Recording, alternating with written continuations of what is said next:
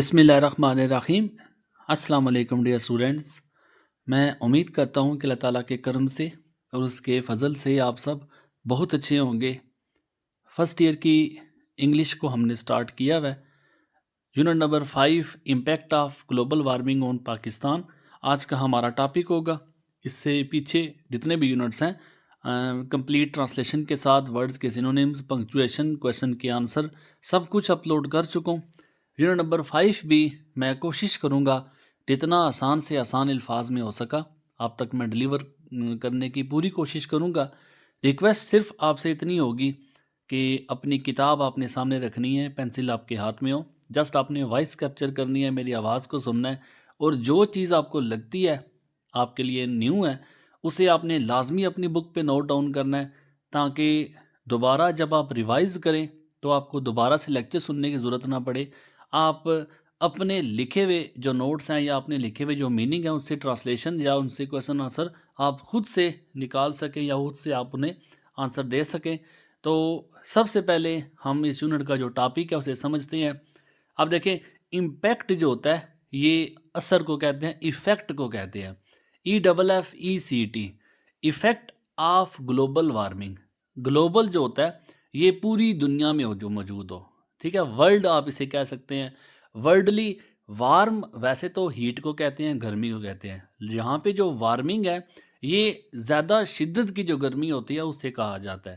اچھا، global warming مطلب پوری دنیا میں جو شدید گرمی پڑ رہی ہے اس کا اثر آن پاکستان میں آپ نے دیکھا ہوگا کہ آج سے اگر 10-15 سال پیچھے چلے جائیں تو اس طرح کی موسمی شدت جو تھی، جیسے کہ آپ دیکھیں جو درجہ حرارت تھا وہ اتنا شدید نہیں ہوا کرتا تھا۔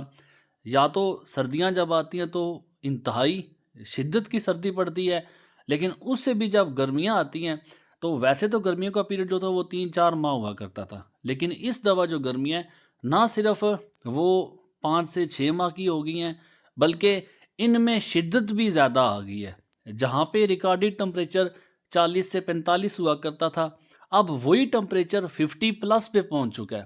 آپ اس سبق میں یہی کچھ سیکھیں گے کہ جو گرمی کی شدت میں اضافہ ہوتا جا رہا ہے، اس کے پیریڈ میں اضافہ ہوتا جا رہا ہے، اس کا پاکستان کے اندر اثر کیا ہوگا، یہ آج آپ کا ٹاپک ہوگا۔ مجھے امید ہے کہ آپ گلوبل وارمنگ کو سمجھ چکے ہوں گے، تو اسی مناسبت سے آج کا سبق بھی ہم سٹارٹ کرتے ہیں۔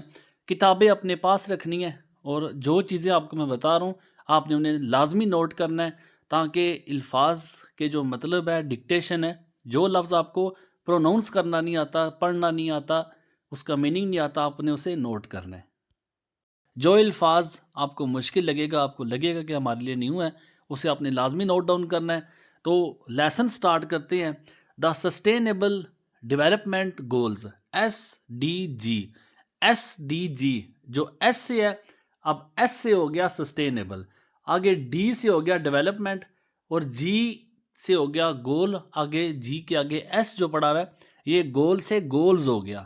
تو سسٹینیبل کہتے ہیں ڈیوریبل کو، سوٹیبل کو، DURABLE SUITABLE سوٹیبل، یا ڈیوریبل لکھے یا سوٹیبل لکھے، جو پائیدار ہوتے ہیں، جو مناسب ہوتے ہیں۔ ڈیولپمنٹ کہتے ہیں پروگرس کو، ترقی کو کہتے ہیں، اور گولز، گول کہتے ہیں منزل کو، منازل جو ہوتی ہیں، جو اہداف آپ اسے کہہ سکتے ہیں۔ جو کسی بندے کا ہدف ہوتا ہے کہ میں پڑھائی کرنے کے بعد، جو مقصد ہوتا ہے کہ میں پڑھائی کرنے کے بعد میں ڈاکٹر بنوں گا، انجینئر بنوں گا، استاد بنوں گا، یہ گول ہوتا ہے، ایک منزل ہوتی ہے۔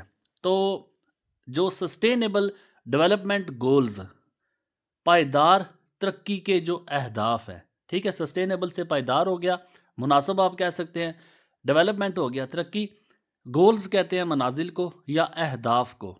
تو پائیدار ترقی کے اہداف established by United nation, establish کہتے ہیں قائم کردہ، وضع کردہ، ریٹن بھی آپ اسے کہہ سکتے ہیں، لکھے گئے WRITTEN۔ تو یونائٹڈ نیشنز، اس کو آپ دیکھ لیں، آپ نے ایک نام سنا ہوگا UNO کا، یہ یونائٹڈ نیشن آرگنائزیشن ہے۔ جیسے دیکھیں اپنے ملک کے اندر عدالتیں قائم ہوتی ہیں انصاف دینے کے لیے لوگوں کو، تو یہ ملک کے اندر اگر کسی شہری کو کوئی مسئلہ ہوگا وہ عدالت سے رجوع کرے گا، لیکن اگر ایک ملک جو ہے دوسرے ملک کے ساتھ کسی قسم کی ناانصافی کرتا ہے تو وہ ملک کس کو بتائے کہ اس ملک نے میرے ساتھ ناانصافی کی ہے؟ اس کے لیے ایک UN مختلف ممالک پہ مشتمل ایک ادارہ بنایا گیا ہے۔ آپ اسے عالمی عدالت بھی کہہ سکتے ہیں، کہ جو اندازہ لگاتا ہے کہ کس ملک کی زیادتی ہوئی ہے کس ملک کے ساتھ، پھر دوسرے ملک جس کے ساتھ زیادتی ہوئی ہوتی ہے اس کو انصاف دلاتا ہے۔ تو یہ UNO جو ہے ایک عالمی عدالت آپ اسے کہہ سکتے ہیں، آپ کو سمجھانے کے لیے۔ ویسے تو اس کے جو اہداف ہیں، اس کے جو مقاصد ہیں، اس کو بنانے کا جو مقصد تھا وہ بے شمار ہیں، لیکن آپ کو سمجھانے کے لیے کہ ایک عالمی عدالت بنائی گئی ہے، مختلف ممالک کے افراد اس میں شامل ہوتے ہیں۔ یہ یونائٹڈ کہتے ہی ملنے کو ہے، ایک ہونے کو کہتے ہیں، نیشن کہتے ہیں اقوام کو، اور آرگنائزیشن کہتے ہیں تنظیم کو۔ وہ تنظیم جو مختلف ملکوں کی عوام پہ مشتمل ہوتی ہے، مختلف ملکوں کے افراد پہ مشتمل ایک تنظیم بنائی گئی ہے، اس تنظیم کا نام UNO رکھا گیا ہے۔ تو UNO نے کیا کیا ہے؟ UNO نے ٹوٹل اس نے SDGs، یہ جو آپ نے پڑھے ہیں، یہ اس نے ٹوٹل 17 گولز دیے ہیں، گولز اہداف دیے ہیں، 17 اس نے اہداف دیے ہیں کہ اگر کوئی ملک اپنے آپ کو کہتا ہے کہ وہ یہ 17 اہداف پورے کرے گا تو اس ملک کا ہم کہہ سکتے ہیں کہ وہ زبردست اور ترقی یافتہ ممالک کی فہرست میں شامل ہوتا ہے۔ ٹھیک ہے، یہ 17 UNO نے اہداف دیے ہیں۔ اب یہ جو 17 اہداف دیے ہیں اسے ہم سسٹینیبل ڈیولپمنٹ گولز کے وہ اہداف جس سے آپ پائیدار ترقی کر سکتے ہیں، جسے آپ کہہ سکتے ہیں کہ آپ کا ملک جو ہے وہ ترقی یافتہ ممالک کی فہرست میں شامل ہو گیا ہے، جس ملک میں یہ 17 اہداف شامل ہو جاتے ہیں۔ یہ 17 اہداف UNO نے دیے ہیں جو آپ کی فرسٹ لائن میں ہے۔ دا سسٹینیبل ڈیولپمنٹ گولز، پائیدار ترقی کے اہداف، established by the United nation, جو یونائٹڈ نیشن نے، جو ایک عالمی تنظیم نے اسٹیبلش کیے ہیں، قائم کیے ہیں، دیے ہیں۔ ان 2015 میں یونائٹڈ نیشن نے جو پائیدار ترقی کے اہداف مقرر کیے ہیں، انکلوڈنگ 17 گلوبل آبجیکٹیوز۔ اب وہ اہداف جو ہیں 17 انکلوڈ کہتے ہیں شامل کو، اس میں 17 شامل ہے کیا؟ Global objective.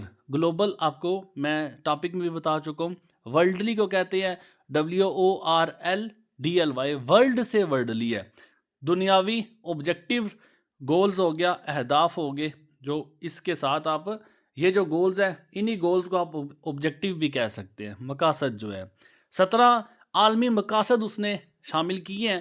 ایم جن کا مقصد، یہ ایک اور لفظ آپ کا ہو گیا ایم، تو گول بھی ہو گیا، آبجیکٹیو بھی ہو گئے، ایم بھی ہو گیا، یہ ان تینوں کا مطلب مقاصد ہوتا ہے، اہداف ہوتے ہیں۔ تو جو UNO نے پائیدار ترقی کے 17 عالمی مقاصد کے جو اہداف دیے ہیں، ایمڈ، ان کا ایم کیا ہے، ان کا مقصد کیا ہے؟ ایٹ فوسٹرنگ اے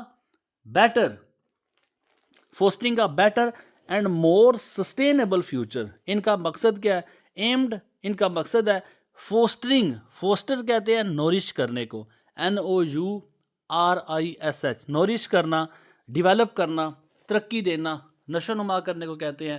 اب یہ جو 17 اہداف UNO نے مقرر کیے ہیں 2015 میں، ان کا مقصد فوسٹرنگ، نشو نما کرنا، a better and more sustainable future، a better، بہتر، and more sustainable جو ڈیوریبل، یہ پیچھے آپ دیکھ چکے ہیں، یہ سسٹینیبل، یہی سسٹینیبل آپ کا آخر میں بھی لکھا ہوا ہے۔ تو بیٹر، بہتر، اینڈ مور سسٹینیبل فیوچر، بہتر اور مور، زیادہ، سسٹینیبل، پائیدار فیوچر، مستقبل کی جو ضمانت دیتے ہیں۔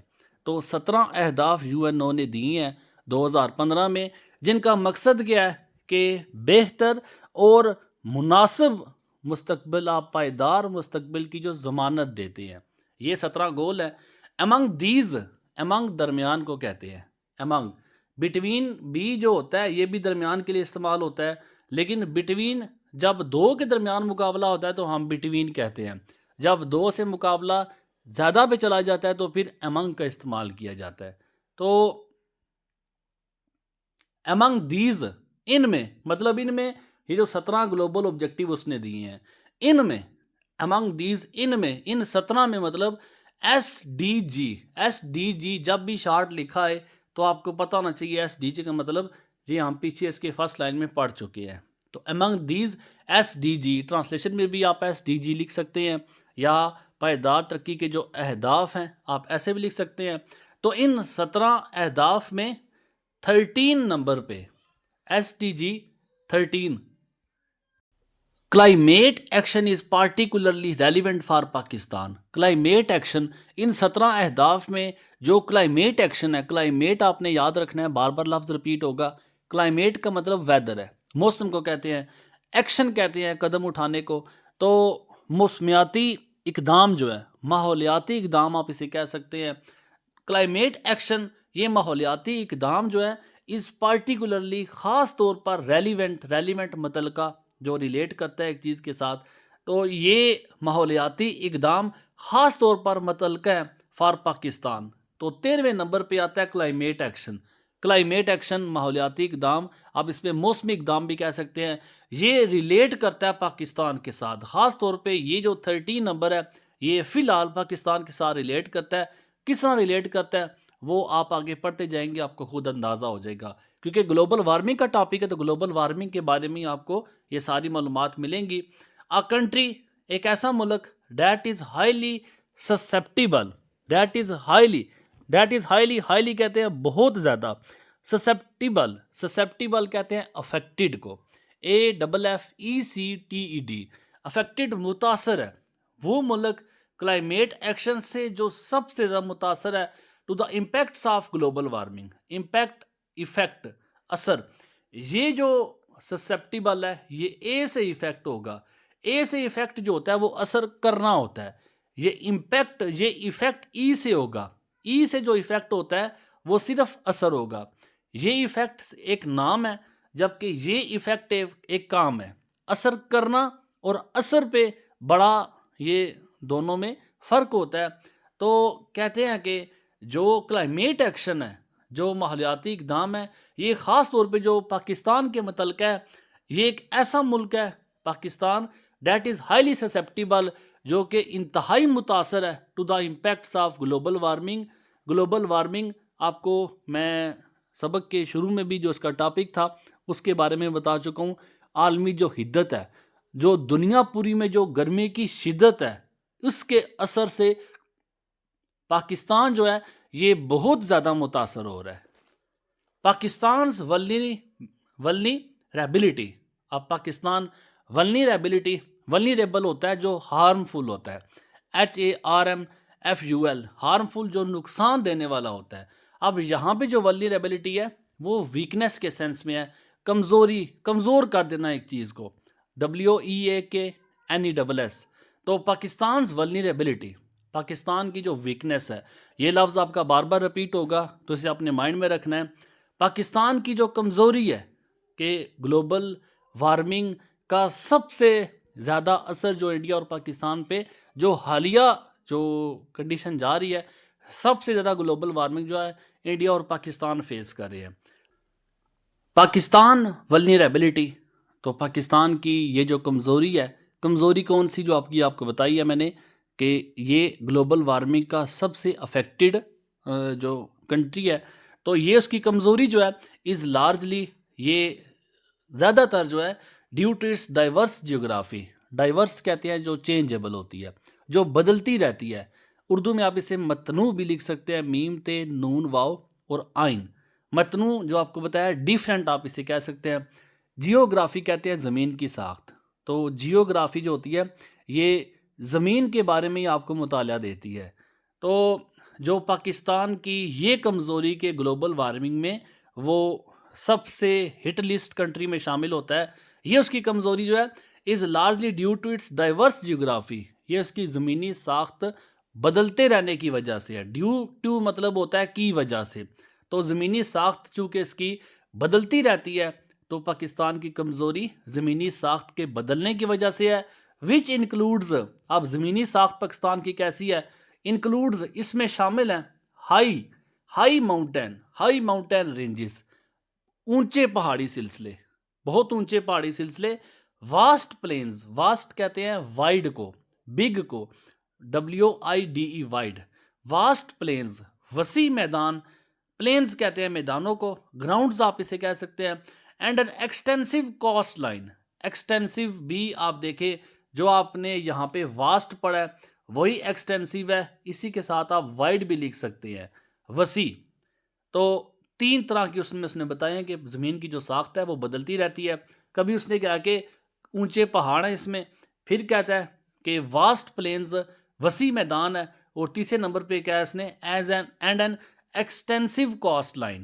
کاسٹ کہتے ہیں سائل کو، COAST، لائن کہتے ہیں پٹی کو. اچھا سائل کیا ہوتا ہے؟ جو سمندر کا کنارہ ہوتا ہے اسے سائل کہا جاتا ہے. تو ساحلی پٹی جو سائل ہے، سمندر کا جو کنارہ ہے، ایکسٹینسو وہ بہت بڑا ہے، وہ بہت وسیع ہے. تو یہ تین چیزیں جو ہے یہ زمین کی ساخت میں واضح تبدیلی کو ظاہر کرتی ہیں. تو کہتے ہیں یہ زمین چونکہ بدلتی رہتی ہے، اس وجہ سے پاکستان جو ہے یہ گلوبل وارمنگ کا one of the most hit list country میں شامل ہوتا ہے. دس جیوگرافی ڈائیورسٹی، یہ جو زمینی ساخت میں تبدیلی جو ہے، ڈائیورسٹی، متنوع جو ہے، یہ تبدیلی جو ہے میکس بناتی ہے دا کنٹری، اس ملک کو پارٹیکولرلی خاص طور پہ پرون، PRONE پرون کہتے ہیں سینسٹیو کو، حساس کو، SENSITIVE سینسٹیو.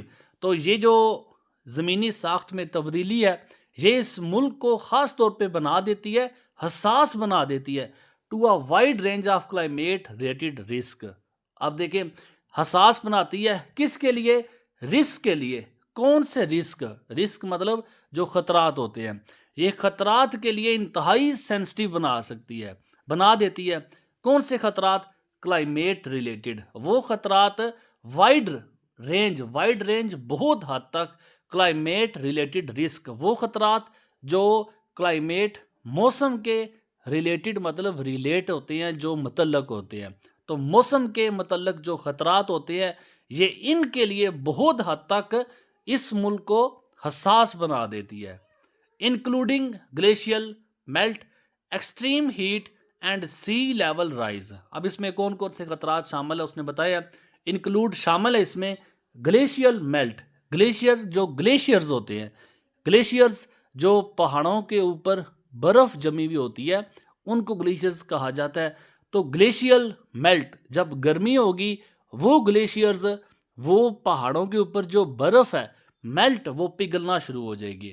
تو گلیشیئرز کا پگھلنا. ایکسٹریم ہیٹ، ایکسٹریم انتہائی، ہیٹ کہتے ہیں گرمی کو. دوسرے نمبر پہ ہو گیا یہ خطرہ انتہائی گرمی والا. اینڈ سی لیول رائز، جو سمندری سطح ہے، سی سمندر کو کہتے ہیں، لیول سطح کو کہتے ہیں، رائز مطلب بڑھ جانا. تو تین اس نے خطرات بتائے ہیں. پہلا خطرہ جو گلیشیئرز کا پگھلنا، دوسرا خطرہ انتہائی گرمی، تیسرا خطرہ جو ہے سطح سمندر کا بڑھ جانا. اب سطح سمندر کیوں بڑھے گا؟ کیونکہ جب گلیشیئرز پگھلیں گے تو وہ ساری برف جو جمی ہوئی پہاڑوں کے اوپر ہے وہ ساری پانی بھر کے وہ دریاؤں میں جائے گی، پھر آگے دریا جا کے سمندر میں گریں گے، تو سمندر کا جو سطح، جو پانی کا لیول ہے وہ بڑھ جائے گا. مور ایور، مزید Pakistan's heavy dependence on agriculture.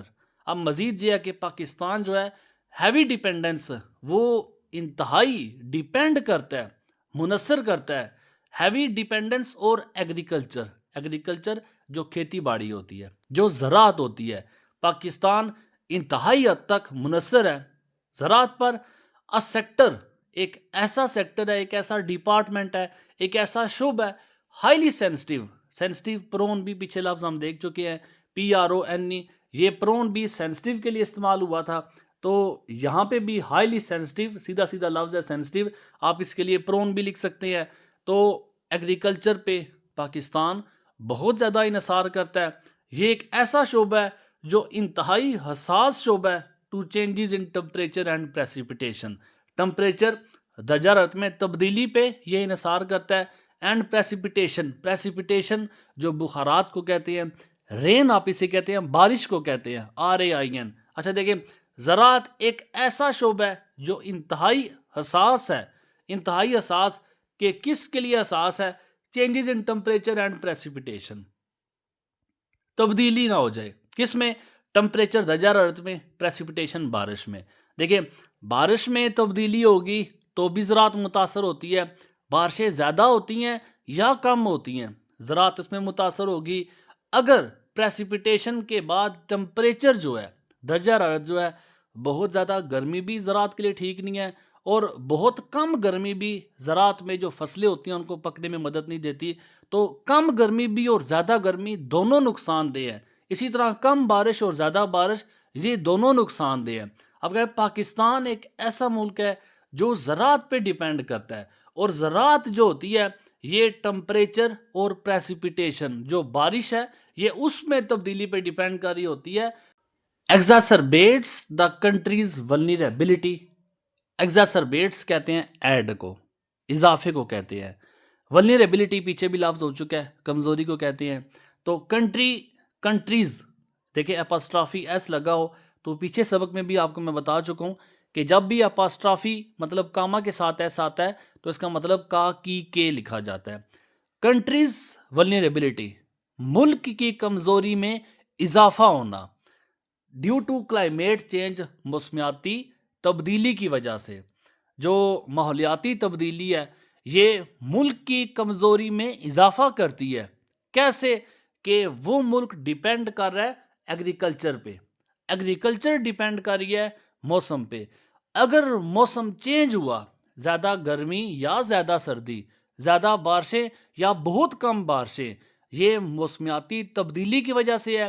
اگر ان موسمیاتی تبدیلیوں کی وجہ سے زراعت تباہ ہوتی ہے، ملک آلریڈی زراعت پہ ڈیپینڈ کر رہا ہے، تو زراعت تباہ ہوئی ملک بھی تباہ ہو جائے گا۔ تو ملک کی تباہی میں ماحول کا بدلنا یہ ایک بہت بڑا کردار ہے۔ وہ کہتا ہے یہی ماحول کا بدلنا ایک ملک کی کمزوری میں بھی اضافہ کرتا ہے۔ مجھے امید ہے کہ آپ اس لائن کو سمجھ چکے ہیں۔ دا ریپڈ اربنائزیشن، جو اربنائزیشن ہے یہ لفظ اربن سے نکلا ہے، URBAN، اربن شہری کو کہتے ہیں۔ اس کے مقابلے میں لفظ ہوتا ہے رورل، RURAL، رورل، یہ دیہات کو کہتے ہیں، گاؤں کو کہتے ہیں۔ یہ اربنائزیشن جو پاپولیشن، مور پاپولیشن جو ہوگی، شہروں میں آبادی میں اضافہ ہونا، یہ اربنائزیشن ہوتا ہے۔ تو دا ریپڈ اربنائزیشن تیزی سے، ریپڈ کہتے ہیں فاسٹ کو، تیزی سے شہری آبادی میں اضافہ آف سٹیز، شہروں میں، پاپولیشن بھی آپ اسے لکھ سکتے ہیں اربنائزیشن میں، مور پاپولیشن آف سٹیز، جو تیزی سے شہروں میں اضافہ ہو رہا ہے، لائک کراچی اینڈ لاہور، جس طرح کہ اس نے مثال دی ہے کراچی اور لاہور کے شہروں میں جس تیزی سے اضافہ ہو رہا ہے، coupled with inadequate infrastructure۔ اس لفظ کو بھی آپ نے نوٹ کرنا ہے چونکہ یہ لفظ بار بار رپیٹ ہوگا۔ تو کہتے ہیں کہ شہری آبادی میں اضافہ، خاص طور پہ کراچی اور لاہور میں، کپلڈ کہتے ہیں ملنے کو، جو جوڑا ہوتا ہے اسے کہتے ہیں کپلڈ ود inadequate انفراسٹرکچر۔ یہاں پہ کپلڈ اٹیچ کے سینس میں ہے، تو یہ مل گیا کیا؟ انایڈوکیٹ انسوٹیبل، سوٹیبل ہوتا ہے جو معیاری ہو، مناسب ہو، انسوٹیبل UN لگانا ہے، SUITABLE، انسوٹیبل انفراسٹرکچر جو اسکیلیٹن ہو، جو ڈھانچہ ہو، جو فاؤنڈیشن ہوتی ہے، FOUNDATION، فاؤنڈیشن بھی آپ لکھ سکتے ہیں، بیس بھی لکھ سکتے ہیں BASC۔ تو ایک چیز اس نے کیا کہ شہری آبادی جیسے کہ کراچی اور لاہور جیسے شہروں میں آبادی کا تیزی سے بڑھنا، یہ مل گیا کس کے ساتھ؟ کپلڈ ود inadequate انفراسٹرکچر، جو غیر مناسب بنیادی ڈھانچے ہیں، غیر مناسب بنیادی ڈھانچہ یہ بھی ساتھ مل گیا۔ اس نے کیا کیا؟ فردر، مزید، انکریزز، اضافہ کر دیا، the risk of climate induced disaster, the risk, خطرہ، آف کلائمیٹ انڈیوسڈ مطلب کریٹڈ، CREATED۔ اب شہری آبادی میں اضافہ ہونا اور پھر غیر مناسب جو سٹرکچر ہے، غیر مناسب جو ڈھانچہ ہے شہر کا، اس نے بڑھا دیا ہے رسک، خطرات کو بڑھا دیا، خطرے کو بڑھا دیا ہے۔ کون سا خطرہ؟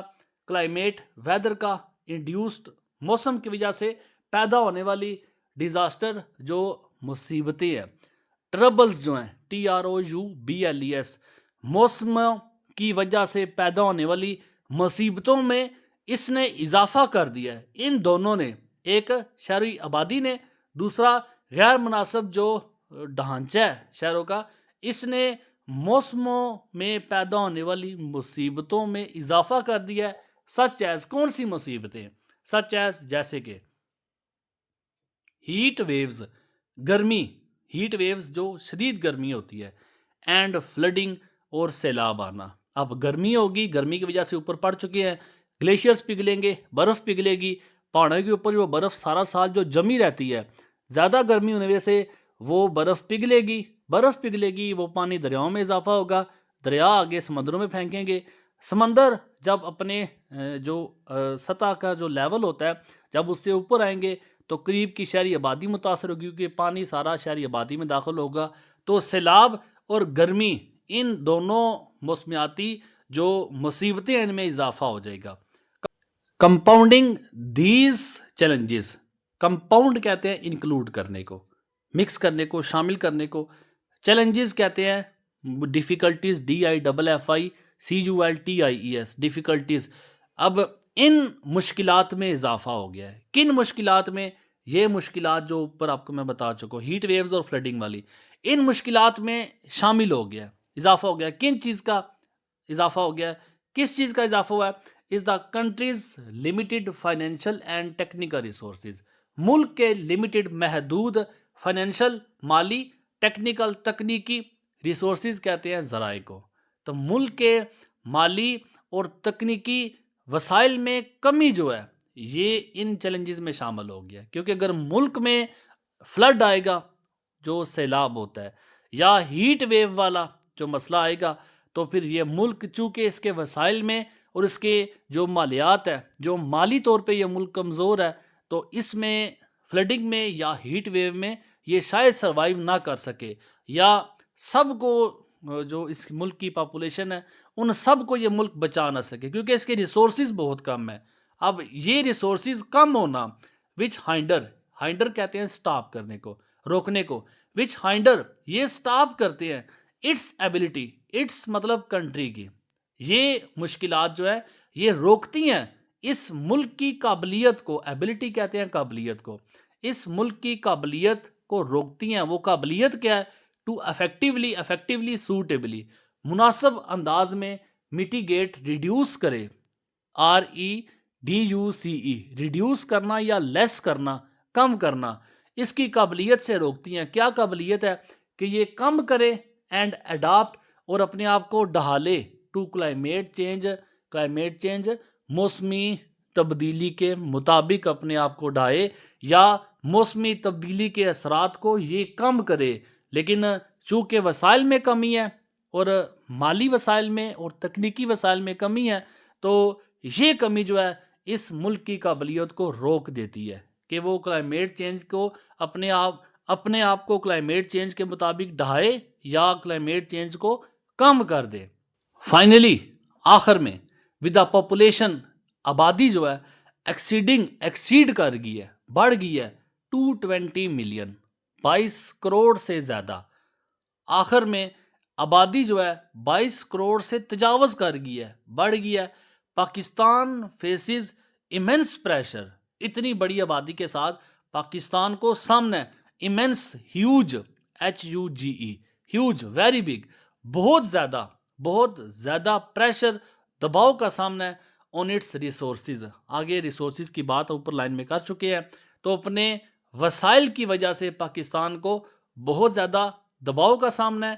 اینڈ انفراسٹرکچر جو اس کا بیس ہے، جو اس کی فاؤنڈیشن ہے، یہ لفظ اوپر ہو چکے ہیں، اس لیے میں دوبارہ سے آپ کو ریپیٹ نہیں کر رہا۔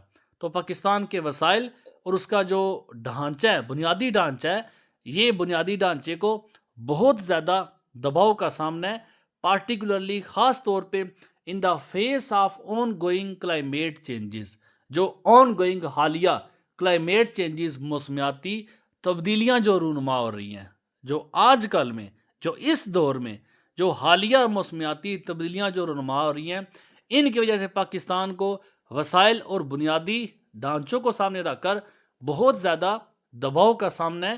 دیز فیکٹرز یہ جو اوپر سارے ہم نے فیکٹر پڑھے ہیں، سارے عوامل جو ہم نے پڑھے ہیں، دیز فیکٹرز یہ سارے فیکٹر، یہ سارے عوامل کولیکٹیولی کولیکٹ سے ہے، ملنا، جڑ جانا. یہ سارے عوامل مل کر انٹینسیفائی کہتے ہیں گرو کرنے کو، بڑھانے کو، تیز کرنے کو. یہ سارے عوامل بڑھا دیتے ہیں دا ایفیکٹس آف گلوبل وارمنگ عالمی حدت کے اثرات کو بڑھا دیتے ہیں. ان پاکستان میں وچ آر ایکسپلورڈ، وہ سارے عوامل جو کہ پاکستان میں عالمی حدت کو بڑھاتے ہیں، which are explored main explain, وضاحت کی گئی ہے. ان سب عوامل کی وضاحت کی گئی ہے ان ڈیٹیل وضاحت کے ساتھ بلو جو درج ذیل جو نیچے لکھے ہوئے ہیں. تو یہ سارے آگے آپ عوامل پڑھیں گے کہ کون کون سے عوامل جو ہے جنہوں نے پاکستان میں گرمی کی شدت کو بہت زیادہ بڑھا دی ہے. تو آج کا لیکچر میں اسی پہ اینڈ کروں گا. چونکہ فرسٹ پیراگراف تھوڑا سا مشکل تھا، آرام سے چلیں گے.